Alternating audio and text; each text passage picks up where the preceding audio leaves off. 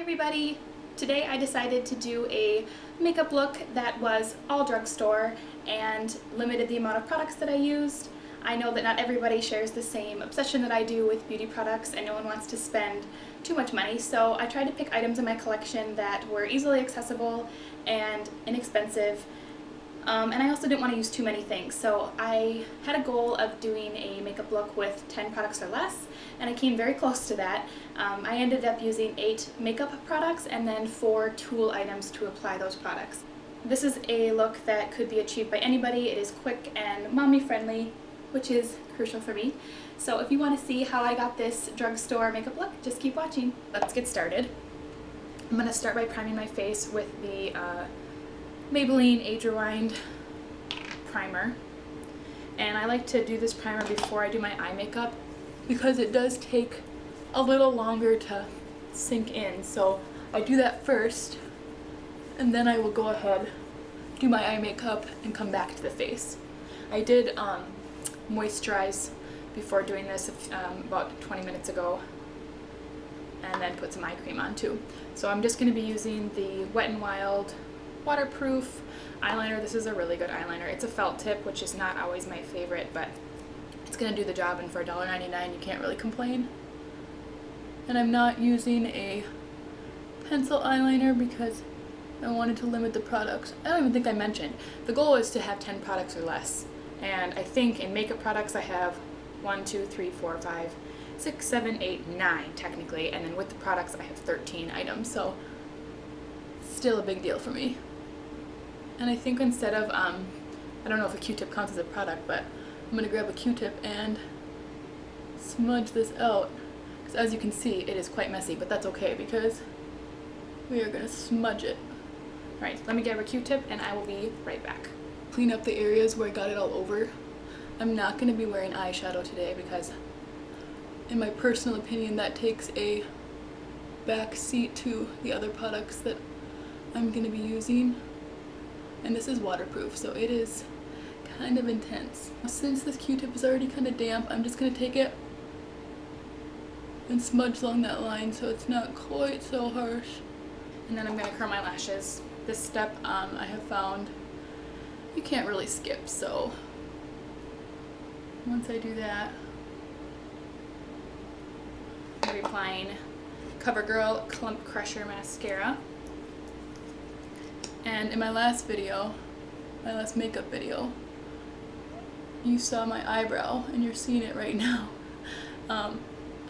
I had Melody, and then when she was about 4 months old, I noticed that this eyebrow started to kind of shed a little bit, and I didn't think much of it, but then it was like within a matter of a couple of weeks, it became bald here, and I don't think it's really improving, but my doctor said that it's really pretty normal, I guess, after having a baby, and I'm still nursing her quite frequently, so she said it's just stress on the body. It'll grow back. And until then, I just enjoy the fact that I have makeup.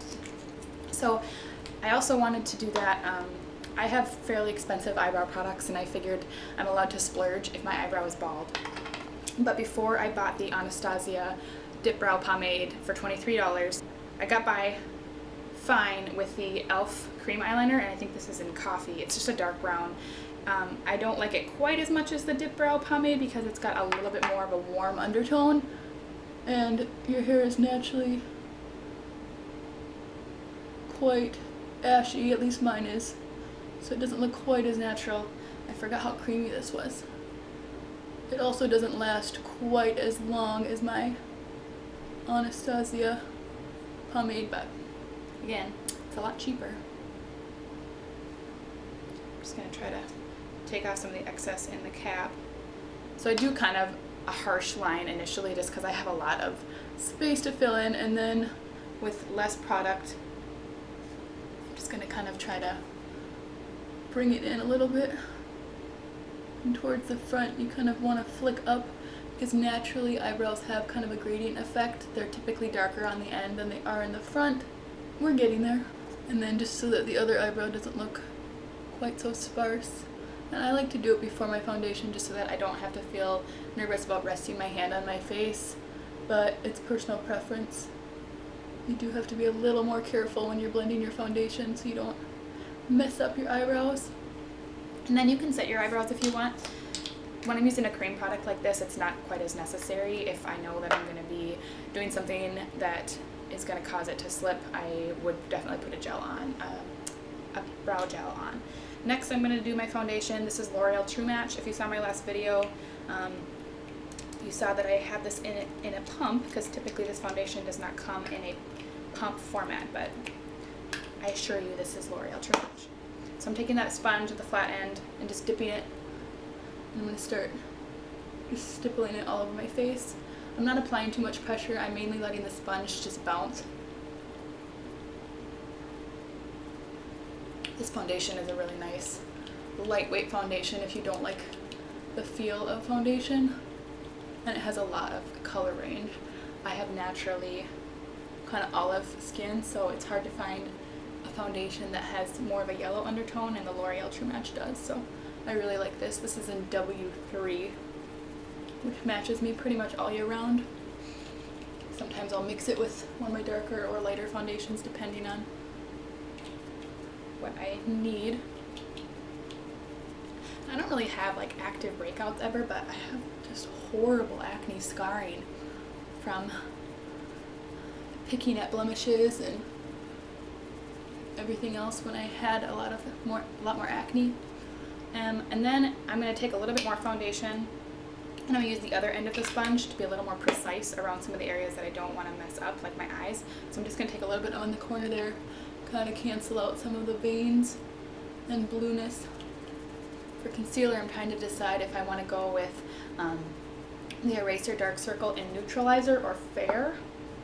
Neutralizer is nice because it has some yellow, so that'll help cancel out the purple underneath my eyes. So once I'm happy with the amount of color I have on my face, just to kind of blend it a little bit, I'm going to take it down my neck. For blush, I'm going to continue to use the Real Techniques powder brush, and I'm going to be using Milani's Baked Blush in Dolce Pink. And I'm using this one because it does have a pretty good sheen to it, and I'm not going to be using a highlighter. So this will kind of help give me a little bit of a glow.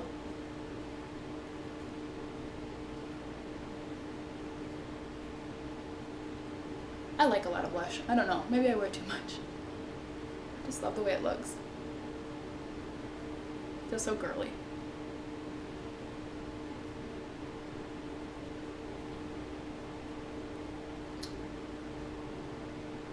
So once I've finished my face makeup, I like to go back in. This is optional.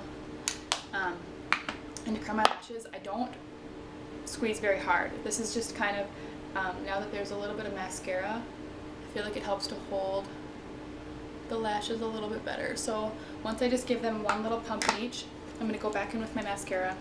I'm going to kind of just give the top coat the top lashes one more little coat, and then I'm going to do my bottom lashes. No liner on the bottom today. And there we are. I successfully limited myself to using no more. Oh wait, I almost forgot. I'm also going to be using NYX Butter Gloss in Fortune Cookie. This is a really opaque nude gloss. As you can see, it really muted out the pigment of my lips. And that's it. You're done.